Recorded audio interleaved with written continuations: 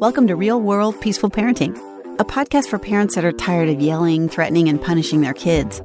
Join mom and master certified parent coach Lisa Smith as she gives you actionable, step-by-step strategies that'll help you transform your household from chaos to cooperation. Let's dive in.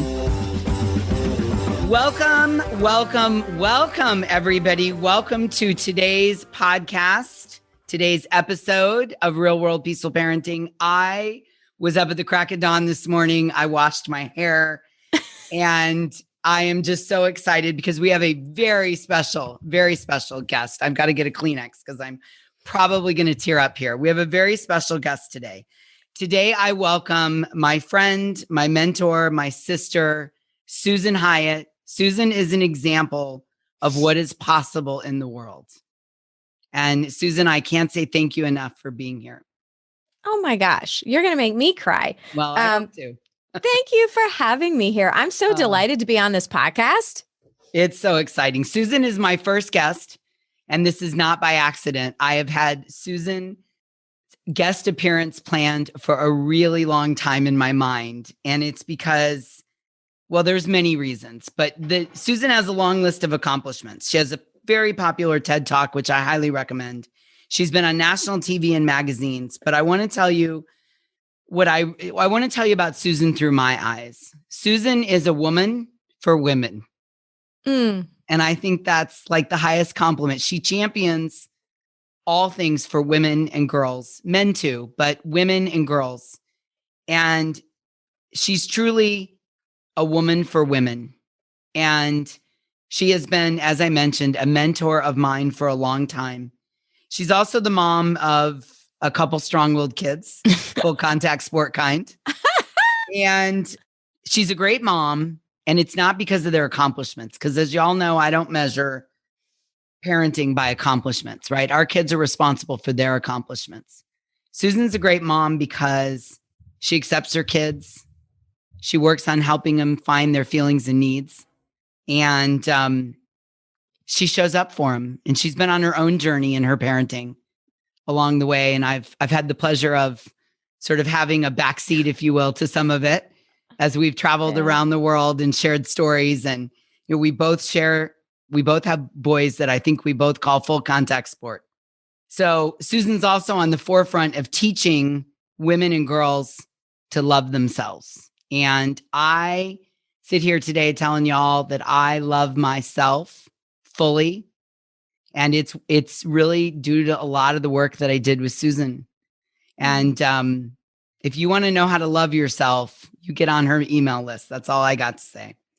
So let's continue. Susan's the author of a book, a best-selling book, Bear, and it's a 7-week program to transform your body, get more energy, feel amazing, and become the bravest, most unstoppable version of yourself. Her books inspired thousands of women to stop shrinking their bodies and start expanding their lives.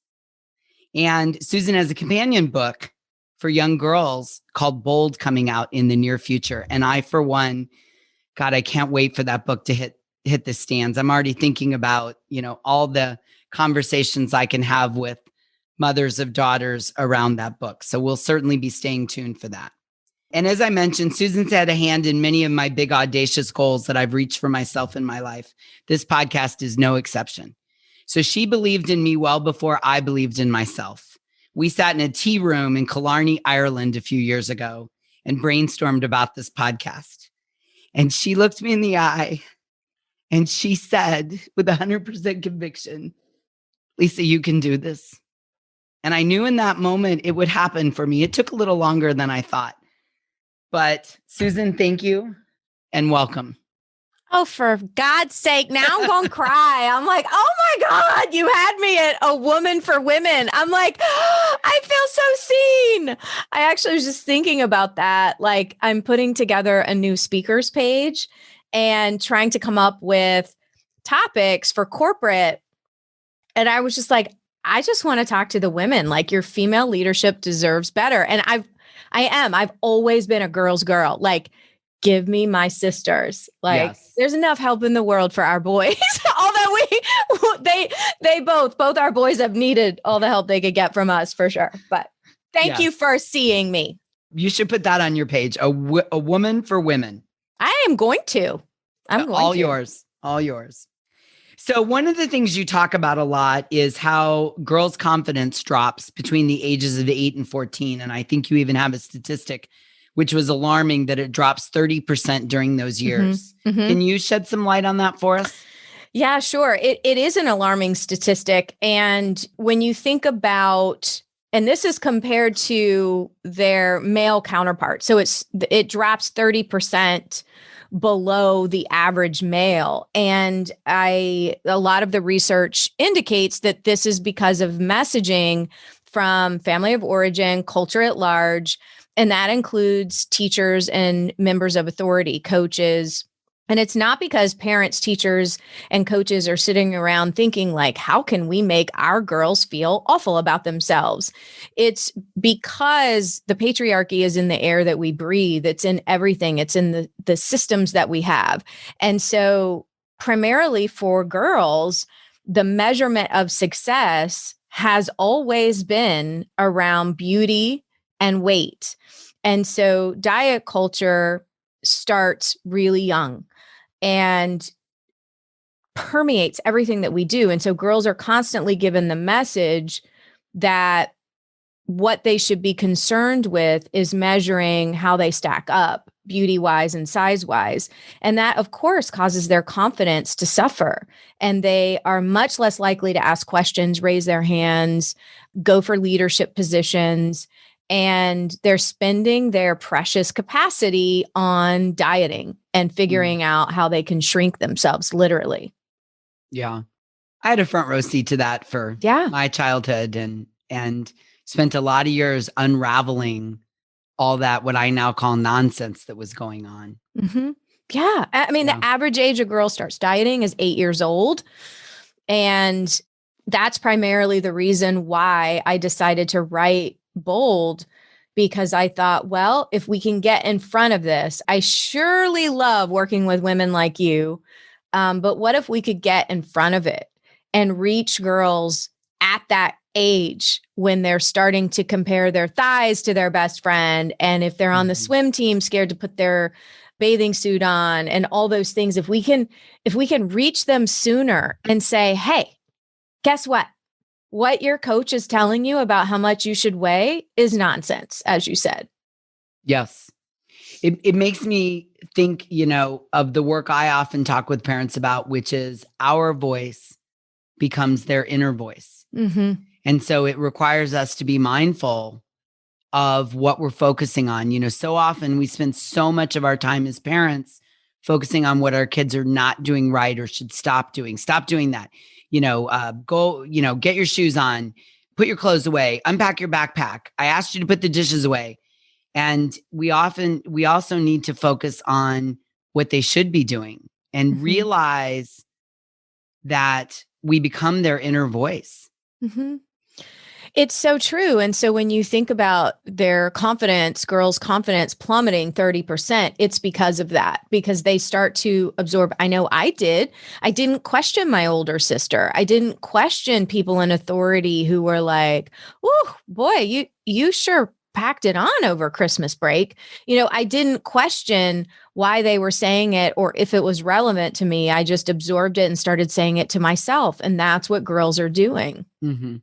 Yeah, I can relate to that because, my family of origin, who I know meant well, there was constant talk about how my physical body presented itself. And it was never measured up. It never crossed the finish line. There was I had an incredible light about me and an energy and a being, and I was smart and I had all these other talents, but all of our conversation narrowed back to how my body was presenting itself and how it wasn't measuring up. And for many years, that no matter how successful I was, right? Yeah. It all came back to, have I accomplished the right body weight yet? Does the scale say what it's supposed to say? Does it look like it's supposed to look? Yeah. Yeah. I mean, and when you think about how smart we are and how talented we are and how gifted we all are at so many different things, but it's a moving shell game. So how you're supposed to look, the appeal a woman is supposed to have, and the standard of beauty is an ever shifting shell game. And so it's an unattainable thing. So they can't come for your intellect, and they can't come for what's real. So let's go for something made up, the standard of beauty. Yeah. All right, let's talk about pivoting off that. Let's talk about acceptance. So I talk a lot about the core need of acceptance. And I've created a math formula because I love me some math. And my formula is feelings plus needs equal behavior, right? So if our needs are met, our feelings are good, we have good or acceptable behavior. If we have unmet needs, that creates a lot of feelings. And when they bubble over, there's unacceptable bad behavior. I don't think any kids have bad behavior, but I know a lot of people like to focus on bad behavior. And I work with parents to become scuba divers, scuba down to the feelings and needs rather than snorkeling at the top with the behavior. Yep. It's good. So we're creating a generation of scuba divers. So one of the core basic needs of humans is acceptance. Do I fit in? Do you accept me as I am? The need for acceptance is strong in humans, particularly littles and teenagers and young adults. Do you see me as I am and still love me? Do I fit into this family? If my body is larger than everybody else's, do I feel as accepted as everybody else in the family? If I present differently, maybe I like to dress up and wear dresses. Maybe I'm a girl who only likes to wear pants. Maybe I don't want to wear blue jeans. Maybe dad and brother are athletic and I'm not, right? Do you accept me? Maybe I'm loud and clumsy. That was certainly my story. Maybe I'm shy and introverted. Maybe I melt down quickly and struggle to find joy. Do you accept me? So I feel like an area where our work really intersects, Susan. I feel like you are the queen of acceptance. And I wanted to just talk about how that showed up for you as a parent, how that shows up in your work, and what your thoughts are on acceptance. Everything you just said was so beautiful. Yeah, I mean, I would agree. And I think that when my children, primarily Ryan, who you mentioned, who's now 22, but I mean, when he was young and full of feelings and unmet needs, as you would put it, and, was getting kicked out of parochial school, basically. The Sister Carlene had me on speed dial. It really was about, this kid who was differently wired, full of energy, couldn't sit still, bored. His needs were not being met because he was bored out of his mind in this classroom, and it was not the right structure for him. And it really was a journey of accepting that this is not a kid that is going to sit politely in class with his hands folded and be delighted during story time. But like accepting this kid that, like you said, would melt down, would, just have a different way of being than me. I was an A student who thrived in a classroom setting. So could I learn as a mother to accept a child who was the opposite of how I was growing up? And it was not until, I love that saying, let go or be dragged. I was getting drugged all over the place. And it was not until I surrendered and started to ask different questions of myself and started to let go of, as you're describing, snorkeling, and started to really consider, what does this kid need to thrive versus how can I get this kid to comply? Yes, because that's dominant parenting. Yes. I'm going to control you. I'm going to use my power to come over you, and I'm going to control you to get the outcome I want. And boy, oh boy, did that not work.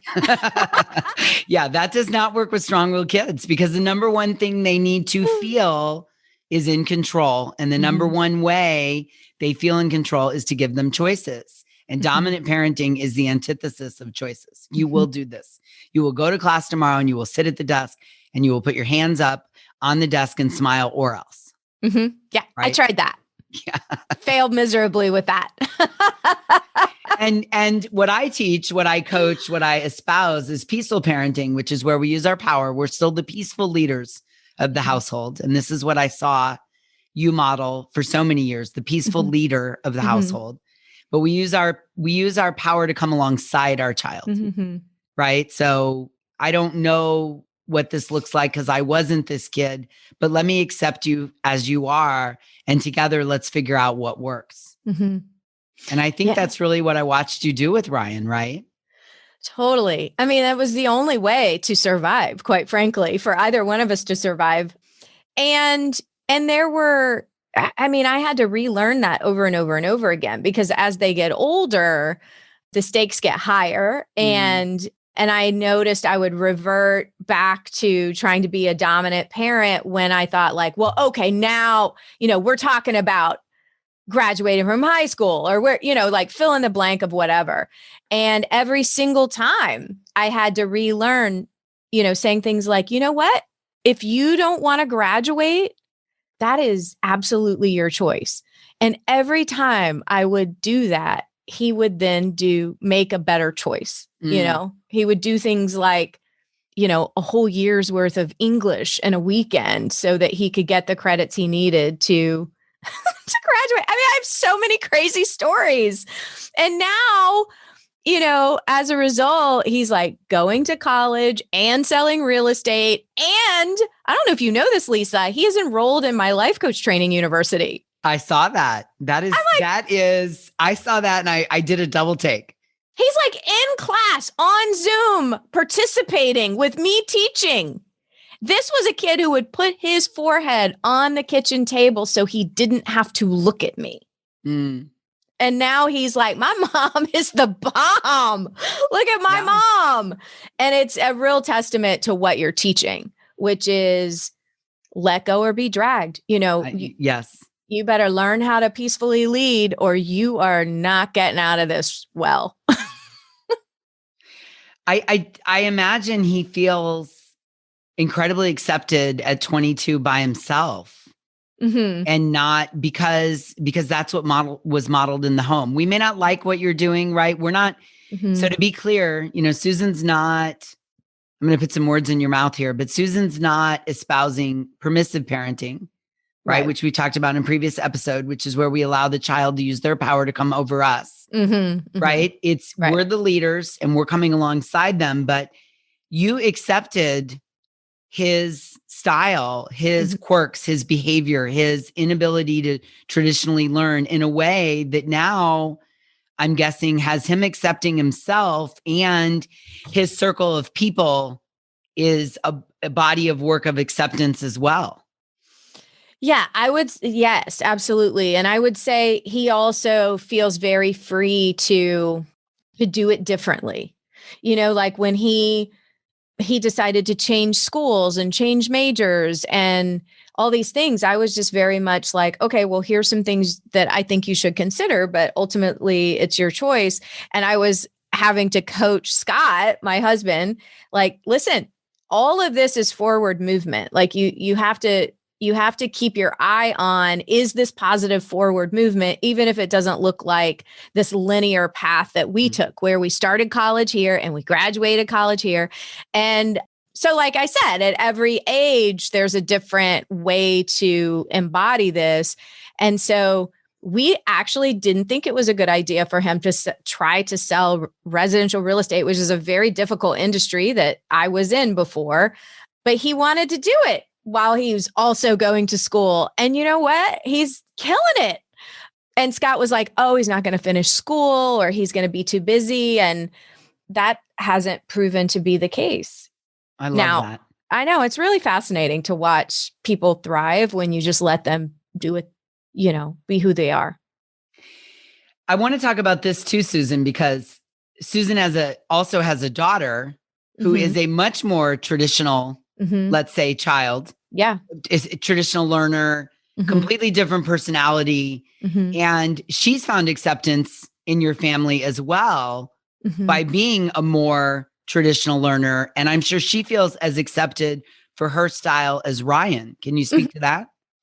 Yeah. So Cora is also very strong-willed. However, she's an academic. So she loves the school setting and she really shines academically.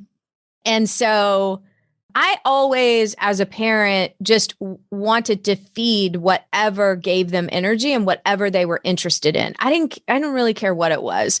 And so she's a musician and an artist and a writer, but she's also very interested in learning languages and all sorts of things. I will say what she does, even though she's a traditional learner and she got scholarships, and, any parent would feel very proud of those academic accolades and accomplishments. But, she wants to get an MFA. She wants to major. She has a double major in German and English and writes poetry. It drives her father crazy. He's like, how's she going to make any money? And I'm like, you just have to, she's already making money. People are paying her for her poetry. But it's sort of, again, even though she is a traditional learner, yes, she still wants to do all kinds of stuff with her degree and for a living. I mean, she and her father argue about politics and economics and world affairs, and I love it. But she definitely feels accepted, that she can express her views that are very different than his, and he still loves her unconditionally. Yeah. And accepted that she can find her own way in the world, right? Yeah. She's not going to, state school majoring in accounting, which there's nothing wrong with that. That's your passion. Not at all. If that's your passion. Right. But she's blazing her own trail. Mm-hmm. And that comes from acceptance of how I present who I am. Mm-hmm. So what advice would you have for parents, considering you're a champion of all women and children and acceptance as we are? What advice would you have for someone who's had a light bulb moment and is like, okay, how do I pivot towards accepting my kids as they present? I would say first you have to question what you believe they should be doing. You really have to question whether or not you're imposing what you think is the right path, or your values that may or may not be right for them. Mm-hmm. And to really think about, something I think consistently, and I started thinking about this when they were kids, am I building a bridge or burning a bridge here? And it's so much of my early on behavior when I was trying to control my children, it was like slowly burning this bridge. And what you want to make sure you're doing is always building this bridge to communication. I mean, when they were in middle and high school, like they didn't, it was like, it wasn't like they were sitting in my lap and feeding me cherries and they thought I was the best, right? Like they were moody teenagers, just like all of them. But I was consistently like, how can I strengthen this? How can I build this bridge? And how can I, as a mom, just celebrate who they are instead of who I thought they should be? Who I thought my children should be was so basic compared to the amazing human beings that they are. And I would have missed that. Like if I had successfully controlled them, they would be like Target instead of Saks Fifth Avenue. They would be, right? It's like the boxes we try to put these kids in are so boring.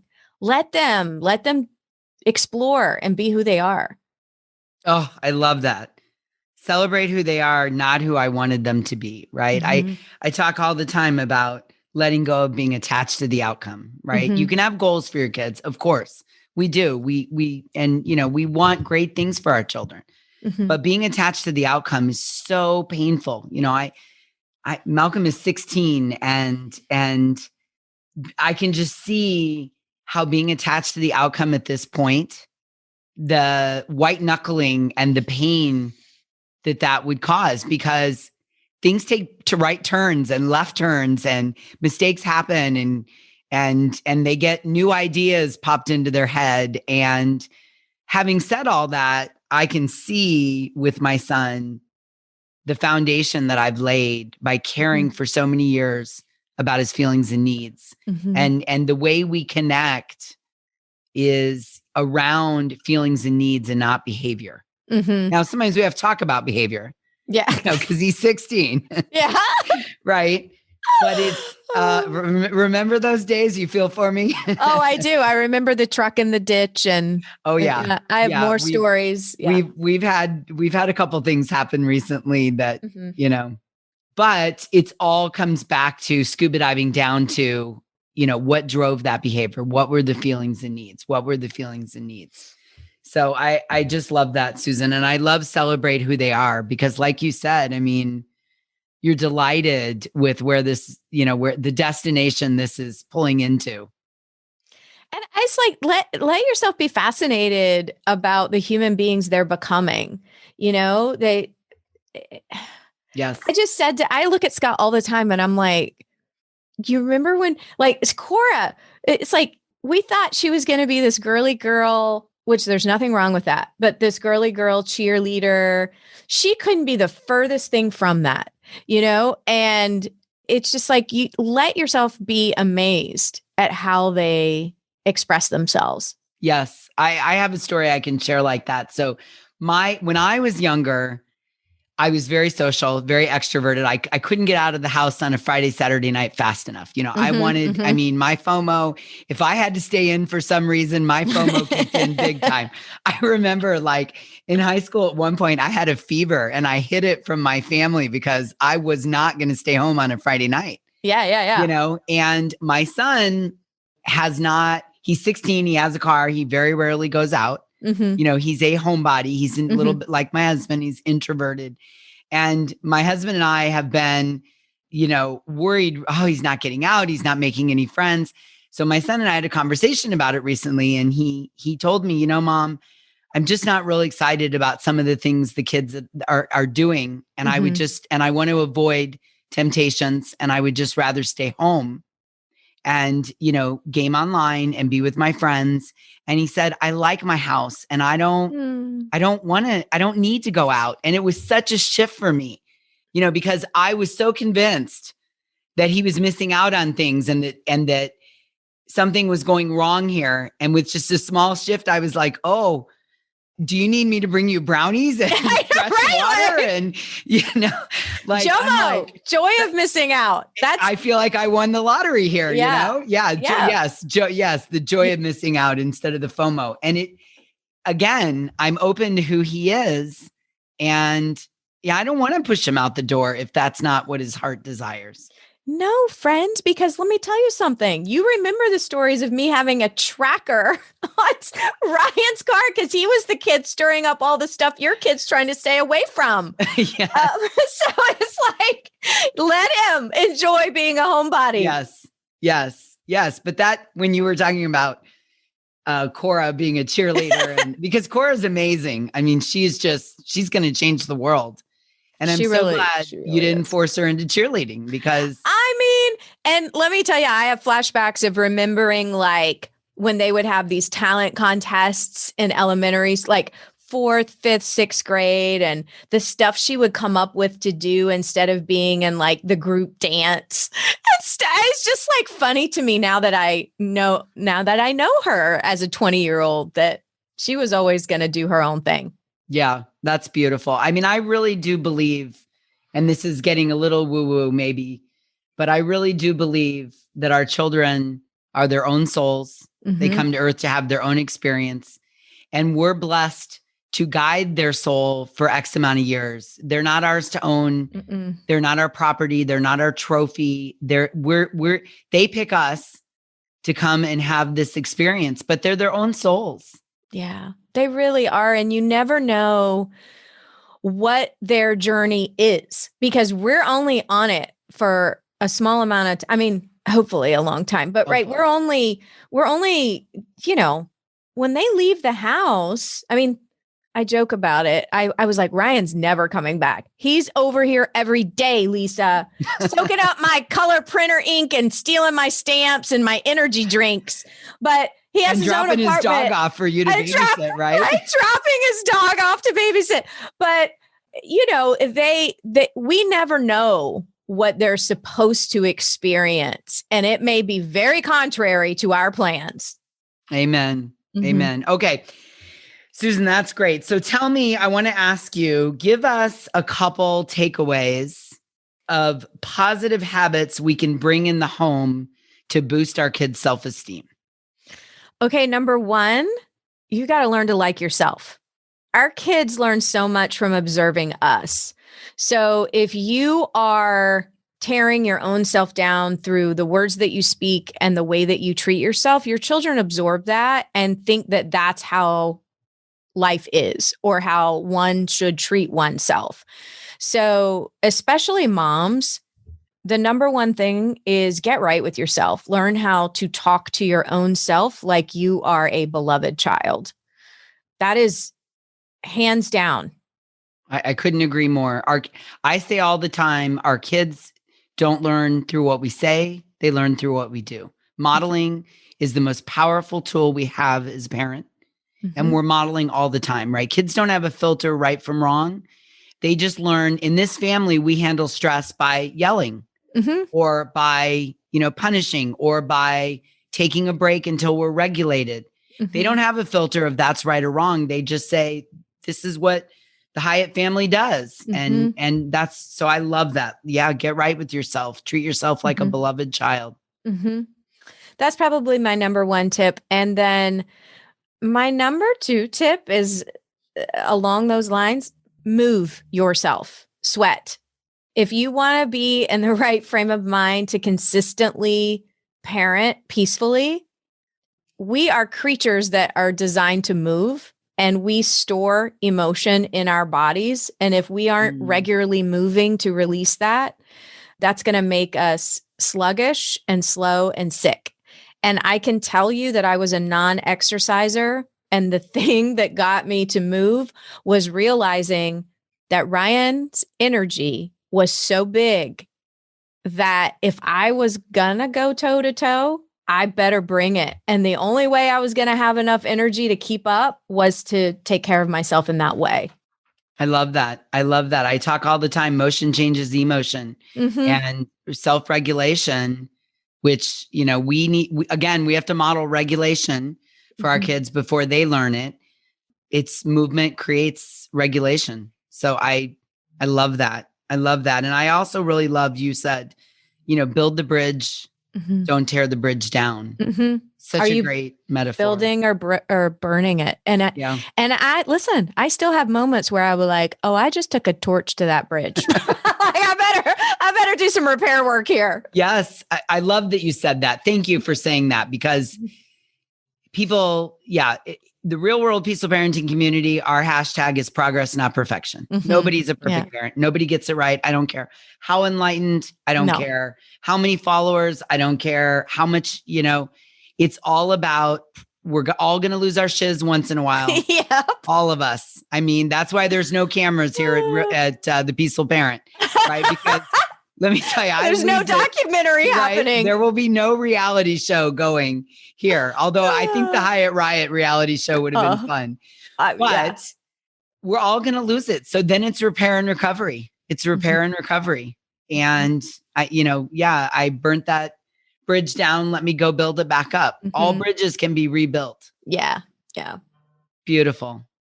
Susan, thank you so much. This was amazing. And I know, everybody listening is like, wow, what just happened there?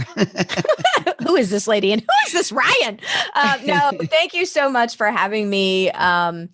Never did I ever think I would be invited on a podcast to talk about parenting, quote unquote, success. So I'm honored to be here.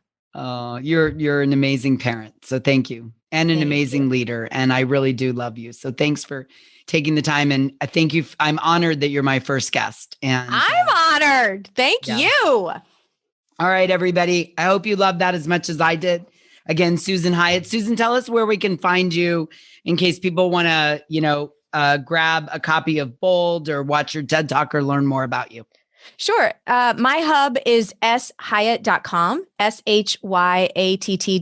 And from that URL, you can find the books, the TEDx, the social media, all the podcast, all those things. Yeah. Please visit shyatt.com. And when you get there, be ready, because it is like a joyride. There's a lot going on over there. There's something for everybody, and you're going to love it. So enjoy that. All right, everybody. It was fantastic being with you today.